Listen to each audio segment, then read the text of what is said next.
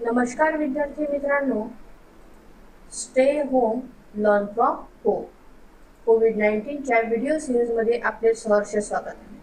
मी कुमारी मीनल पुढे, सहाय्यक शिक्षिका कै आनंदराव मेघे विद्यालय बोरगाव मेघे, वर्धा. विषय गणित, वर्ग 6वा, प्रकरण 2, कोन. तर कोन कशाला म्हणतात? म्हणजे काय, तर एकमेकांना छेदले जाणारे दोन किरण जिथे जोडल्या जातात त्या जागी होणाऱ्या आकृतीस कोन असे म्हणतात. आता खालील चित्रात दिसणारे कोन पहा, त्यांचा प्रकार ओळखून त्या चित्राखाली नाव लिहा. इथे बघा, पहिल्या चित्रामध्ये घड्याळ दिलेले आहे. घड्याळाच्या काट्यांमध्ये एक कोन तयार झाला आहे. या कोनाचे माप 90 अंशापेक्षा जास्त आहे, म्हणून हा विशाल कोन आहे.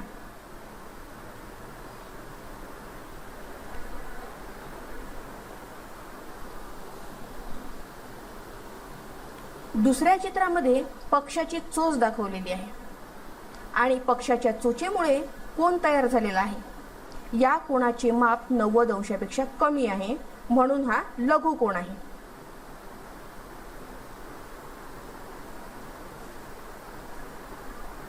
तिसऱ्या चित्रामध्ये कैची दिसत आहे आणि कैचीमध्ये 90 अंश मापाचा कोन तयार झालेला आहे, म्हणून हा काटकोन आहे.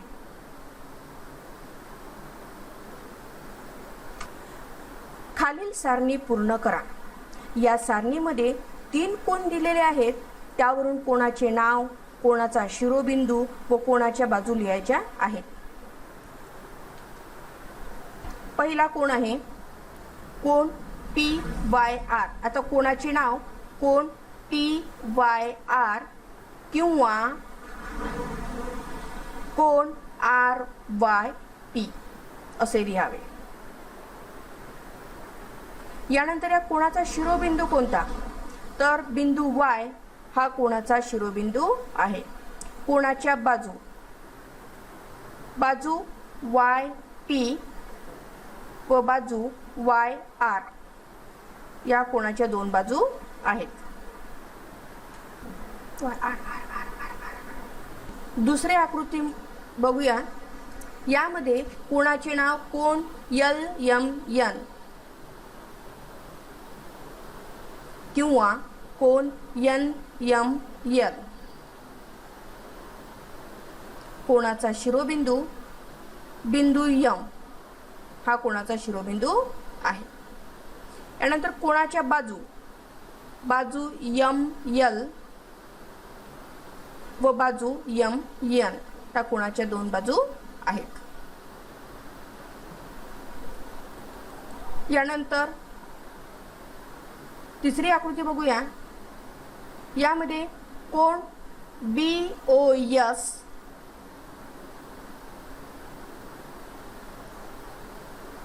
किंवा कोन SOB. कोनाचा शिरोबिंदू बिंदू O हा कोनाचा शिरोबिंदू आहे. कोनाच्या बाजू OS व बाजू OB ह्या कोनाच्या 2 बाजू आहेत. शून्य कोनाचे प्रकार. पहिला प्रकार आहे शून्य कोन. 0 अंश मापाच्या कोनाला शून्य कोन असे म्हणतात. या आकृतीमध्ये P हा आरंभ बिंदू असून तेथून एकाच दिशेने 2 किरण दिसत आहेत. किरण PQ व किरण PR. हे किरण एकमेकांवर स्थिर असून त्यांच्या मूळ स्थितीत कोणताच बदल झालेला नाही. या स्थितीतील कोनाला शून्य कोन असे म्हणतात. शून्य कोनाचे माप 0 अंश असे लिहितात. या आकृतीमध्ये बघा, कोन RPQ हा 0 अंश मापाचा कोन इथे दिसत आहे आणि हा 0 कोन RPQ बरोबर 0 अंश याप्रमाणे लिहितात. लघुकोन. 90 अंशापेक्षा कमी मापाच्या कोनास लघुकोन असे म्हणतात.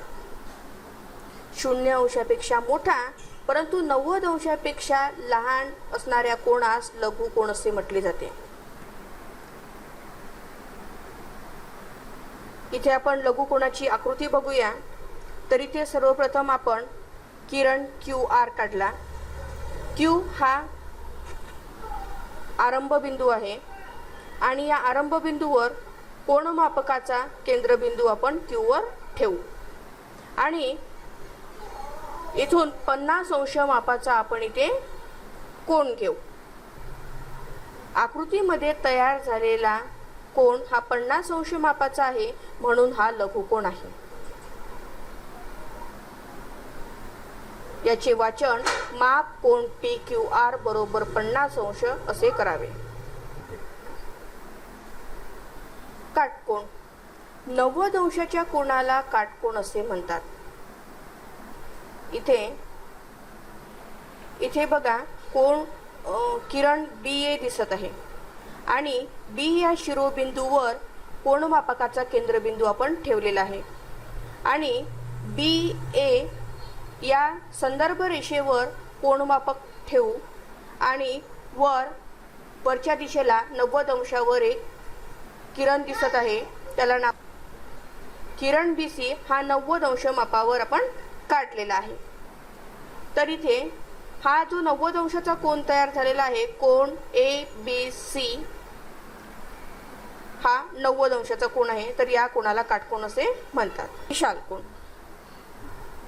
विशाल कोन 90 अंशापेक्षा मोठा पण 180 पेक्षा लहान कोनास विशाल कोन असे म्हणतात. आता इथे बघा आपण सर्वप्रथम किरण BA घेऊ आणि B या शिरोबिंदूवर आपण कोनमापक घेऊन कोनमापक हा BA या संदर्भ रेषेवर ठेवू व या संदर्भ रेषेपासून 0 विशाल कोन 90 अंशापेक्षा मोठा पण 180 अंशापेक्षा लहान कोनास विशाल कोन असे म्हणतात. इथे कोन CBA हा 120 अंशाचा कोन इथे दिलेला आहे, तर याचे वाचन माप कोन CBA बरोबर 120 अंश याप्रमाणे करावे. 90 अंशापेक्षा मोठा आहे परंतु 180 अंशापेक्षा लहान आहे म्हणून या कोनास विशाल कोन असे म्हणतात.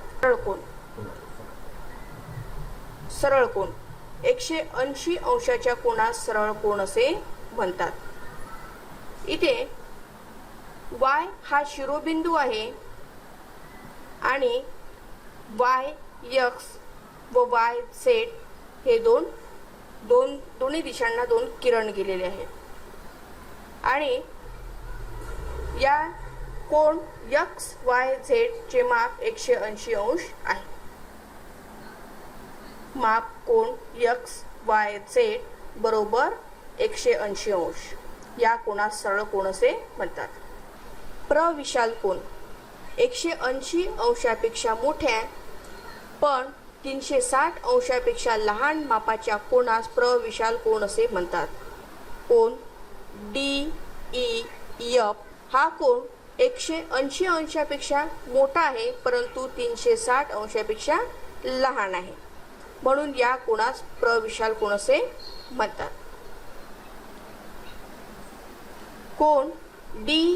माप कोन DEF बरोबर 220 अंश